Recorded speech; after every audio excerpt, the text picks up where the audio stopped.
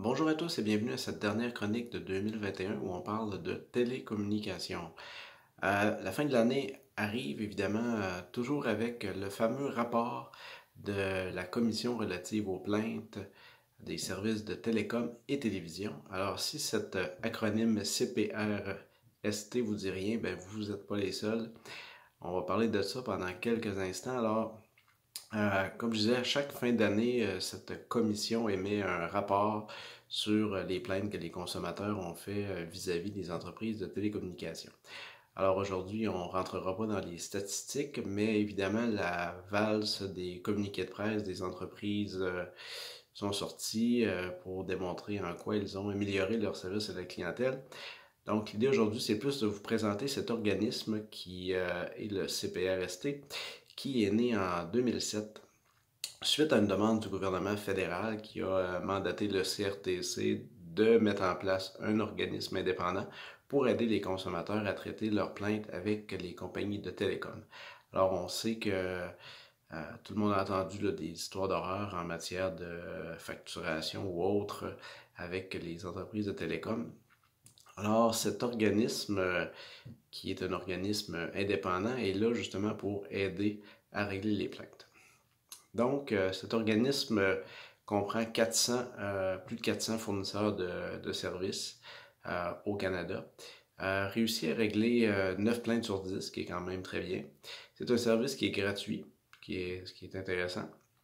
Et c'est évidemment basé sur l'application de 4 codes de conduite qui ont été mis en place par le CRTC, les codes que les entreprises doivent respecter quand ils vous vendent des services comme les services sans fil ou les services d'Internet.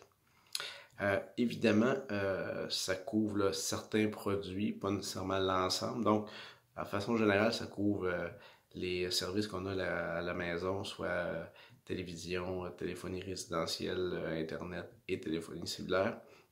Ça peut comprendre aussi quelques autres services, comme les cartes prépayées, entre autres. Mais ça exclut certains types de services comme le 911 ou les cabines téléphoniques. Donc, il y a toute une liste d'exclusions. Comment ça procède, cette procédure-là? Donc, évidemment, la première chose à faire, c'est d'essayer de s'entendre avec son fournisseur de services, qu'on a indifférent. Donc, c'est une démarche qui doit être faite au début. Du moment que vous n'arrivez pas à une résolution, c'est là que vous pouvez vous tourner via l'organisme en question et ouvrir une plainte formelle qui peut être faite de différentes façons sur le site web, par courriel, par téléphone, donc tout est possible. Donc, ils vont recevoir votre plainte. Ensuite, ils vont l'acheminer au fournisseur de services en question en lui donnant 30 jours pour régler avec vous. Donc, à ce moment-là, le fournisseur va rentrer en contact avec vous une nouvelle fois parce qu'on présume que vous lui avez déjà parlé. Alors, on va essayer de régler la plainte et doit revenir au CPRST dans les 30 jours avec l'information disant qu'est-ce qui est arrivé avec la plainte. Donc, à ce moment-là, s'il y a un règlement, ben, tant mieux, c'est réglé.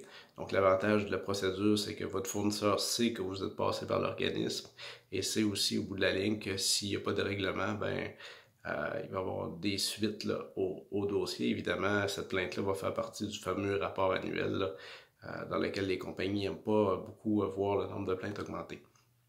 Alors, s'il n'y a pas de règlement à cette première étape-là, bon, là, quelqu'un du CPRST va valider le dossier, faire certaines recommandations, essayer d'avoir un règlement. Au bout de la ligne, s'il n'y a toujours pas de règlement, ben, ça peut aller jusqu'à des recommandations et même des décisions ultimes.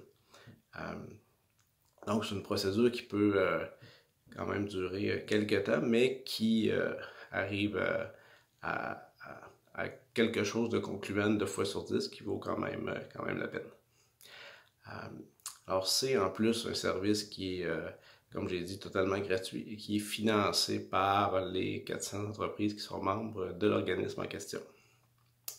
Alors, évidemment, pour 2022, on ne se souhaite pas de problème avec nos fournisseurs de télécommunications, mais si la malchance arrive sur vous et vous avez des problématiques à régler, bien, sachez que cet organisme totalement indépendant que vous pouvez trouver sur Internet est là pour potentiellement vous aider à régler vos conflits avec les entreprises de télécommunications.